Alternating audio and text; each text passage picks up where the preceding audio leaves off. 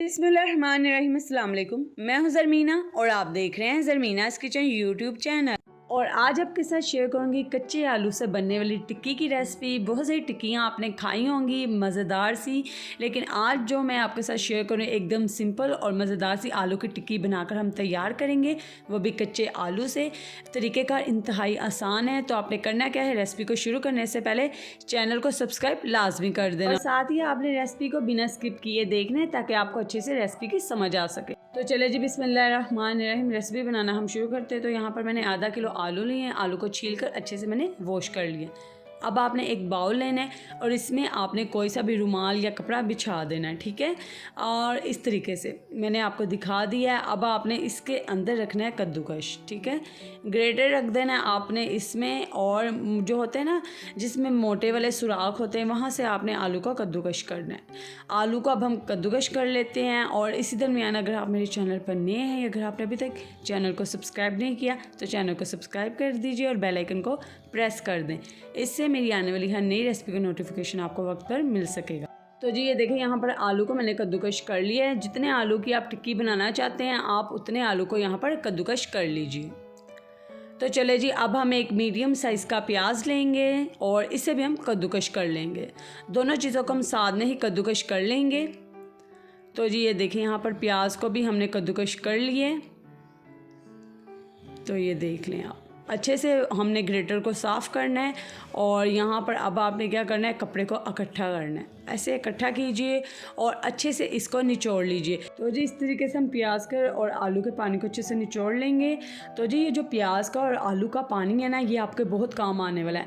इसको आपने बिल्कुल भी वेस्ट नहीं करना है। इसमें आप थोड़ा सा लेमन के चंद कतरे और एलोवेरा जेल डालकर आप अच्छे से मिक्स कीजिए और नहाने से 1 घंटा पहले आप अपने बालों में लगाएं। इससे बालों की शाइनिंग बहुत ज़्यादा आती है और ग्रोथ बहुत अच्छी होती है बालों की।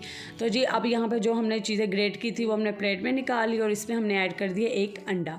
यहाँ पर अपने टेस्ट के हिसाब से काली मिर्ची डाल देंगे, ½ टीस्पून के करीब मैंने डाली है। ½ टीस्पून के करीब हम यहाँ पर कुटी मिर्ची डाल देंगे और ½ टीस्पून के करीब हम इसमें साबुत ज़ीरा ऐड कर देंगे।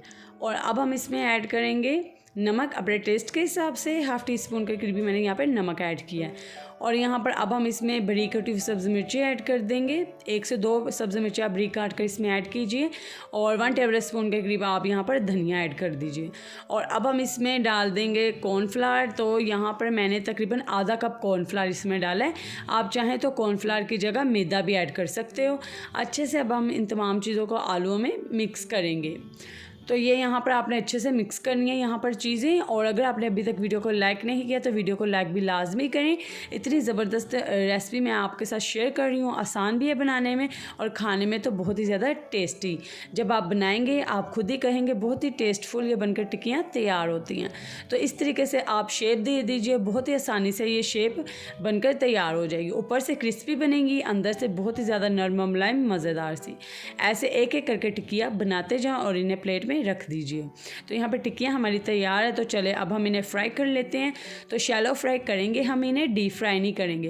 पैन में थोड़ा सा ऑयल ऐड कीजिए और इन्हें एक एक कर कर ऐड कर दीजिए। दोनों तरफ से गोल्डन कलर आने तक आपने इन्हें फ्राई करना है। और जब आप इन्हें पैन में ऐड कीजिए तो ऑयल को आपने हल्का सा गर्म कर लेना है, ठीक है।